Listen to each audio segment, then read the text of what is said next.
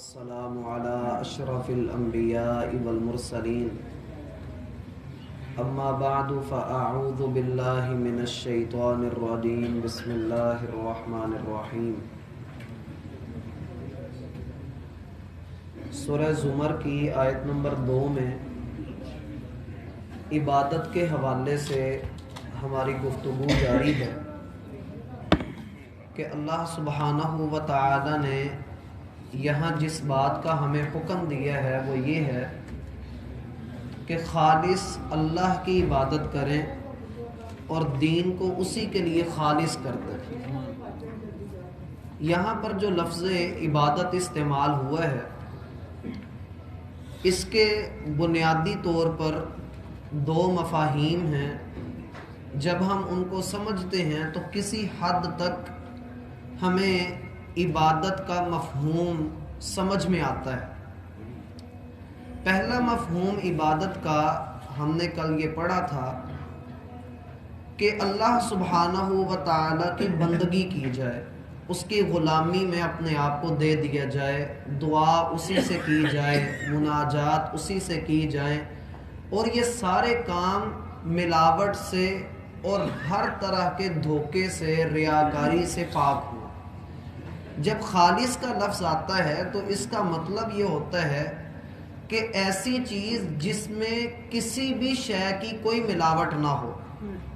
حتیٰ کہ بعض اہل علم یہاں تک لکھتے ہیں، اور ان کی بات بڑی درست ہے اور دل کو لگتی بھی ہے، کہ اگر ایک امام نماز کی جماعت کروا رہا ہے اور اسے محسوس ہوتا ہے کہ پیچھے سے کوئی شخص آیا ہے، وہ اپنے رکوع کو اس لیے لمبا کر دیتا ہے کہ بندہ قیام میں کھڑا ہو کر اپنی قرات پوری کرے اور اس کی رکعت پوری ہو جائے، وہ اپنی تسبیحات کی تعداد کو بڑھا دیتا ہے، تو اس کی یہ تسبیحات جو اس نے زیادہ پڑھی ہیں وہ اللہ کے لیے نہیں پڑھی، اس نے وہ اس بندے کے لیے پڑھی ہیں کہ اس کی نماز میں اس کو ساتھ اپنے شامل کر لے۔ یہ بعض اہل علم کا اس حد تک اتنا سخت موقف ہے۔ اور اس میں یہ حدیث بھی آپ کو یاد رکھنی چاہیے جس میں نبی علیہ الصلاۃ والسلام کا فرمان ہے، انما الاعمال بالنیات، اعمال کی جزا کا دار و مدار نیتوں پر۔ نیت خالص ہوگی تو عمل بھی خالص ہوگا۔ نیت کے بھی 3 ارکان ہیں۔ اگر چاہتے ہیں کہ خالص نیت ہو تو بنیادی طور پر وہ 3 چیزوں کے ساتھ پوری ہوتی ہے۔ پہلی یہ کہ نیت جب آپ کریں تو خالص اللہ کے لیے کریں۔ دوسرا یہ کہ جس کام کی نیت کر رہے ہیں اس کام کو کرنے کی نیت بھی اللہ کے لیے ہو۔ ایک ہوتا ہے اکیلی نیت کرنا، آپ نے وضو کیا ہے، کس مقصد کے لیے کیا ہے؟ نماز کے لیے کیا ہے، تلاوت کے لیے کیا ہے، یا ویسے باوضو رہنے کے لیے کیا ہے؟ آپ کی نیت کی بیس کو دیکھا جائے گا۔ اور بعض لوگ وضو کرتے ہیں کہ وہ وضو کریں کہ وہ ٹھنڈ اپنے آپ کے اندر محسوس کریں، جیسے گرمیوں میں اکثر لوگ ایسا کرتے ہیں۔ میرا بھائی اس میں بھی یہ مسئلہ ذہن میں رکھیں کہ بعض اہل علم فرماتے ہیں کہ جس بندے نے وضو کیا ٹھنڈ کی نیت حاصل کرنے کے لیے، یا اس نے وضو کیا ویسے نفلی طور پر وضو کیا، تو وہ نماز نہیں اس میں ادا کر سکتا۔ بعض اہل علم اتنی سختی کرتے ہیں اس معاملے پر کہ اس نے نماز کی نیت کر کے تو وضو کیا ہی نہیں، اس نے تو ویسے وضو کیا ہے۔ لہٰذا جب کوئی بندہ وضو کرے گا کہ وہ نماز کی نیت سے وضو کر رہا ہے تو پھر ہم کہیں گے کہ ہاں اس وضو میں آپ نماز ادا کریں، کیونکہ اللہ کے رسول کا فرمان ہے اعمال کا دار و مدار نیتوں پر، بندے کے لیے وہی ہے۔ اور اسی حدیث میں ہی انما الاعمال بالنیات میں ہی ہے کہ ہر بندے کے لیے لکل امرئ ما نوی، بندہ جو نیت کرتا ہے اس کو وہی چیز ملتی ہے۔ حتیٰ کہ کوئی دنیا کی نیت کرتا ہے اسے دنیا ملتی ہے، جو آخرت کی نیت کرتا ہے اسے آخرت ملتی ہے۔ حتیٰ کہ کوئی بندہ کسی عورت کی نیت کرتا ہے تو اللہ اسے وہ عورت ہی دے دیتا ہے۔ تو اس لیے پتہ لگتا ہے کہ اعمال میں نیتوں کا انتہائی اہم عمل دخل ہے۔ اب یہاں پر 2 حدیثیں ہیں۔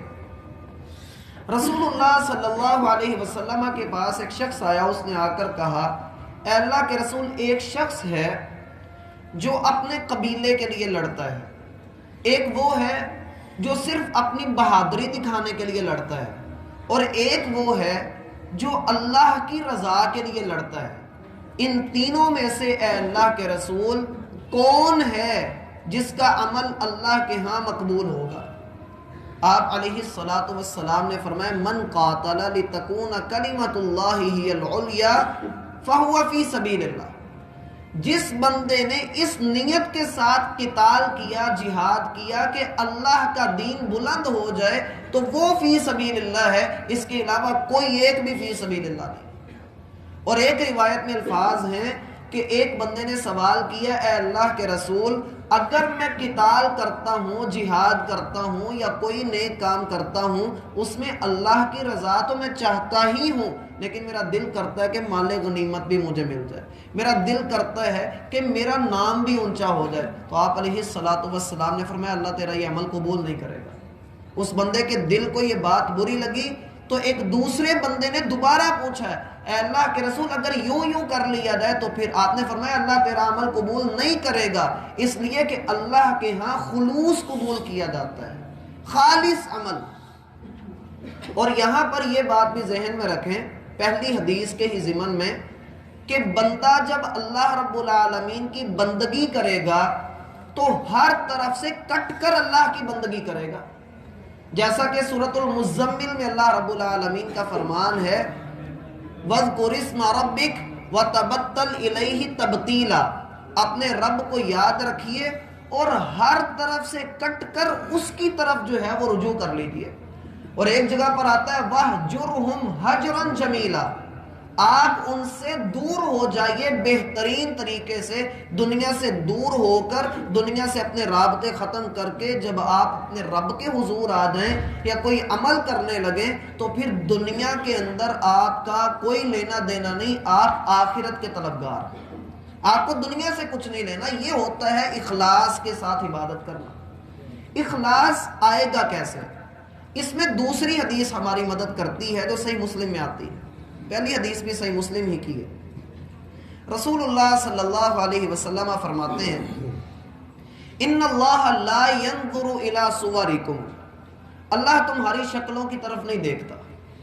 اللہ یہ نہیں دیکھتا کہ کون گورا ہے، کون کالا ہے، کون کس کا بیٹا ہے، کون کس کا بھائی ہے، کون کس کا باپ ہے، کون کس کا چچا ہے، اللہ چہرے نہیں دیکھتا۔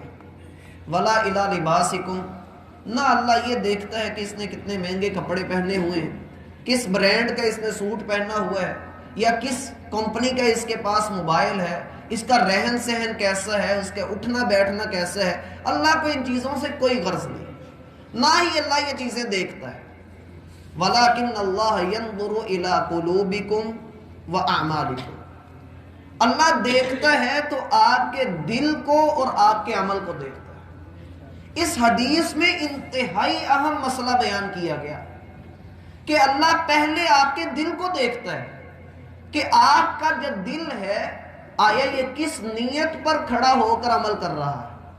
آپ نماز ادا کر رہے ہیں، کس نیت سے کر رہے ہیں؟ لوگوں کو دکھانے کے لیے، یا صرف وقتی طور پر کاروباری تنگی ہے تو وہاں سے اٹھ کر آگے کہ چلو ہو سکتا ہے کچھ بن جائے، یا اللہ کو راضی کرنے کے لیے؟ جس بھی نیت کے ساتھ آپ نماز ادا کر رہے ہیں، چلیں آپ کی نیت کو بھی دیکھ لیا، اگر نیت درست ہے تو پھر آپ کا عمل دیکھا جائے گا کہ کیا آپ کا عمل بھی درست ہے۔ اب یہاں یہ بات بھی ذہن میں رکھیے، بسا اوقات انسان کی نیت بڑی اچھی ہوتی ہے لیکن اس کا عمل خراب ہوتا ہے۔ مثلا ایک انسان اچھی نیت کے ساتھ عمل کرتا ہے، ایک رکعت میں 3 سجدے کر جاتا ہے، ایک رکعت میں 2 رکوع کر جاتا ہے، تو اس کا یہ عمل اللہ کے ہاں مقبول نہیں، کیونکہ وہ سنت رسول کے مخالف ہے۔ اچھی نیت وہ مقبول ہوگی جو سنت رسول کے مطابق ہو، یہ نیت کا تیسرا رکن ہے۔ پہلا یہ میں نے بتلایا کہ نیت خالص ہو، دوسرا یہ کہ عمل اللہ رب العالمین کے لیے خالص ہو، اور تیسرا یہ کہ سنت رسول کے مطابق ہو۔ ان 3 اعمال کی بنا پر نیت بندے کی خالص ہو سکتی ہے، اور جب نیت خالص ہوتی ہے تو پھر بندے کے دل کو دیکھا جاتا ہے کہ یہ کس نیت سے عمل کر رہا ہے، اور نیت کے بعد اگلا درجہ آتا ہے اس کے عمل کو چیک کیا جاتا ہے کہ عمل کس اعتبار سے ہے۔ کل قیامت والے دن اللہ سبحانہ و تعالی نے اعمال کا جو معاملہ فرمانا ہے اس میں فرشتوں نے تو ہماری نماز کا اجر لکھ دیا ہوا ہے. فرشتے کو نہیں پتا کہ اس نے کس نیت سے نماز ادا کی ہے. فرشتے کو نہیں پتا کہ اس نے کس نیت کے ساتھ روزہ رکھا ہے. اس نے پتلا ہونے کے لیے روزہ رکھا ہے یا اللہ کو راضی کرنے کے لیے روزہ رکھا ہے. کئی لوگ ایسے بھی ہوتے ہیں جو وزن کم کرنے کے لیے روزے رکھنا شروع کر دیتے ہیں. تو جو بندہ جو نیت کرتا ہے اس نیت کے مطابق اس کو پھل مل جاتا ہے. تو میرا بھائی یہ جو اخلاص والا معاملہ یہاں ذکر کیا جا رہا ہے یہ کوئی چھوٹا یا ہلکا معاملہ نہیں ہے, بڑا گمبھیر اور بڑا اہم معاملہ ہے. اور اس کا صرف یہ ایک مفہوم ابھی لے رہے ہیں ہم کہ اللہ کی عبادت کرنی ہے اور مخلص ہو کر کرنی ہے. اب یہ جو دوسری حدیث ہم پڑھ رہے ہیں اس میں اللہ کے رسول صلی اللہ علیہ وسلم کا یہ فرمانا کہ اللہ تمہارے دلوں کو اور تمہارے اعمال کو دیکھتا ہے, ان کا تمہاری شکلوں اور تمہارے لباسوں, نسلوں, برادریوں اور رشتہ داریوں سے کوئی تعلق نہیں. یہ دل اور عمل رسول اللہ صلی اللہ علیہ وسلم کا فرمان ہے کہ جسم کے اندر ایک لوتھڑا ایسا ہے اگر وہ درست ہو تو سب کچھ درست ہے, اور اگر وہ خراب ہو وَإِن فَسَدَتْ فَسَدَ الْجَسَدُ كُلُّ, اور اگر وہ خراب ہو تو سارا جسم خراب ہوتا ہے. أَلَا وَهِيَ الْقَلْبُ, سن لو کہ وہ دل ہے. تو دل کی کیفیات اچھی ہونی چاہیے, نیت اچھی ہونی چاہیے. یا آپ نے بسوں کے پیچھے بھی لکھا ہوگا نیتا نال مراداں, تو وہ ایسے ہی ہے, بالکل 16 نے بات لکھی ہے جس نے بھی لکھی ہے کہ بندے کی نیت اچھی ہوگی تو اس کے عمل کے اندر بھی نکھار آتا رہے گا. میرا بھائی اکثر میں نے درمیان میں آپ کو یہ ٹچ بھی دیا کہ بندہ نیت تو اچھی کر لیتا ہے لیکن بسا اوقات عمل میں کوتاہی کر جاتا ہے. عمل میں کوتاہی کئی انداز سے ہو سکتی ہے, کمی کر دینا, زیادتی کر دینا. جو بندہ کمی کرتا ہے یہ دونوں معاملات اگر تو وہ لا علمی کی بنا پر کر رہا ہے, لا علمی کی بنا پر, جہالت کی بنا پر, تو پھر تو اللہ غفور الرحیم, اللہ معاف فرمانے والا ہے. لیکن اگر کوئی جان بوجھ کر ایسا کرتا ہے, اپنی مرضی سے دین میں اضافہ کر دیا, اپنی مرضی سے دین کے کسی عمل میں کمی کر دی, تو اللہ کی قسم اس بندے کا ہر عمل مردود. رسول اللہ صلی اللہ علیہ وسلم فرماتے ہیں من عمل عملا لیس علیہ امرنا فہو رد, جس کسی نے ایسا کام کیا جس پر ہمارا حکم نہیں, جس پر ہماری مہر نہیں, تو وہ مردود عمل. اس میں ایک بڑی مشہور حدیث ہے, سنن دارمی میں آتی ہے صحیح سند کے ساتھ. عبداللہ بن مسعود رضی اللہ عنہ کو ان کے شاگرد فجر کے وقت گھر سے لینے کے لیے آیا کرتے تھے, اور دوسری نمازوں میں بھی عبداللہ بن مسعود رضی اللہ عنہ کو اپنے ساتھ لے کر جایا کرتے تھے کہ ہم اپنے استاد کے ساتھ اکٹھے نماز کے لیے جائیں, اور کبھی بھی وہ دروازہ نہیں کھٹکھٹاتے تھے. ایک دن شاگرد آئے اور انہوں نے آ کر دروازہ کھٹکھٹایا اور عبداللہ رضی اللہ عنہ سے کہا کہ جلدی باہر نکلیے, ایک فتنہ کھڑا ہو گیا ہے. پوچھا کیا ہوا ہے؟ کہا مسجد میں چلیے, وہاں جا کر دیکھیے کہ کیا ہوا ہے. مسجد میں جا کر دیکھا کہ کچھ لوگ ٹولیاں بنا کر بیٹھے ہوئے ہیں, اور ایک آدمی کھڑا ہو کر کہتا ہے کہ یہ تمہارے سامنے کنکر پڑے ہوئے ہیں, تم 100 مرتبہ سبحان اللہ پڑھو. دوسرے ٹولی کو کہتا ہے کہ تم 100 مرتبہ اللہ اکبر پڑھو, اور تیسری ٹولی کو کہتا ہے کہ تم 100 مرتبہ الحمدللہ پڑھو. اور لوگ پڑھ رہے ہیں, اجتماعی طور پہ ذکر ہو رہا ہے.